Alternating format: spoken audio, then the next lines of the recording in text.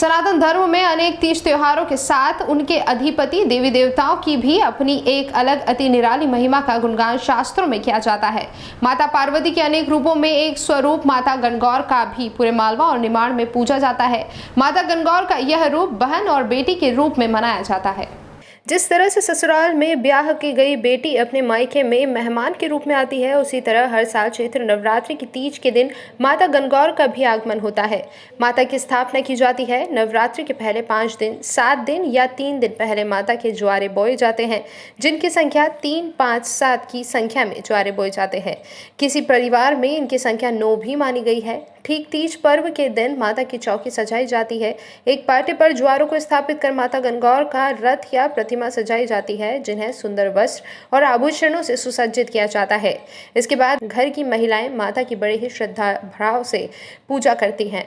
माता की मनोहार करके भोजन जिमाने के साथ ही उन्हें जल पिलाया जाता है। इसके बाद शाम के समय घर परिवार की महिलाएं माता के गीत गाते हुए उन्हें अपने साड़ी के पल्लू से झाले देते हुए गुणगान करती हैं।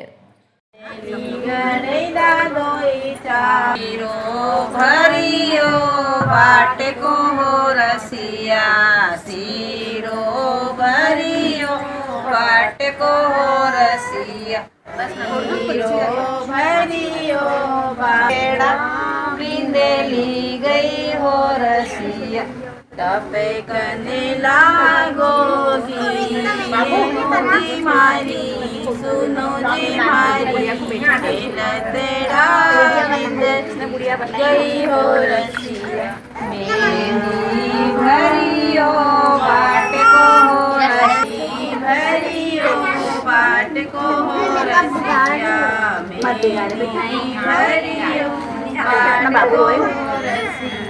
लिखे लिखे मांडू हाथे हो जी मारी सुनो जी मारी खेलते बिंदेली गई हो। इसके साथ ही सामूहिक तौर पर माता को अपने शीश पर धारण कर यात्रा भी निकाली जाती है, जिनमें काफ़ी संख्या में भक्तगण शामिल होते हैं। लेकिन इस बार कोरोना काल के कारण यात्राएं स्थगित कर दी गई हैं, लेकिन फिर भी रस्म अदायगी तो ज़रूर होती है। अनेक स्थानों पर 1 या 2, 3 की संख्या में ही माता को वहीं घुमाने के साथ ही उन्हें अपने शीश पर धारण कर यात्रा निकाली गई। इसके साथ ही अनेक जगह संगीत की धुन पर माता के समक्ष गरबे भी किए गए।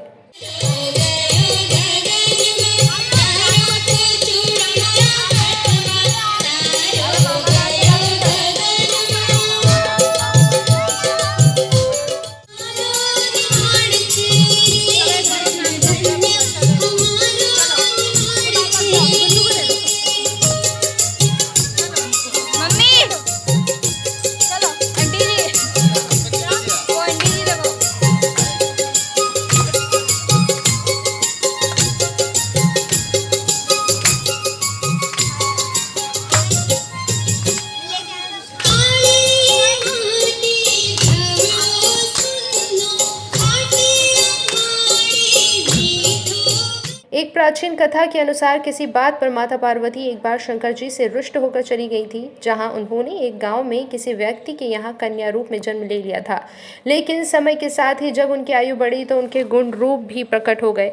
इधर जब भगवान शंकर ने काफ़ी समय हो गया तो उन्हें मनाने के लिए वे भी उसी स्थान पर मनुष्य का रूप धारण कर पहुंचे और फिर माता गौरी जी गणगौर के रूप में थी। उन्हें दोबारा ब्याह कर कैलाश पर्वत पर ले आए।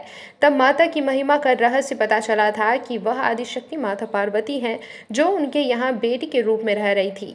तब से हर साल कुछ दिनों के लिए माता अपने मायके आकर परिवारजनों के साथ रहती हैं।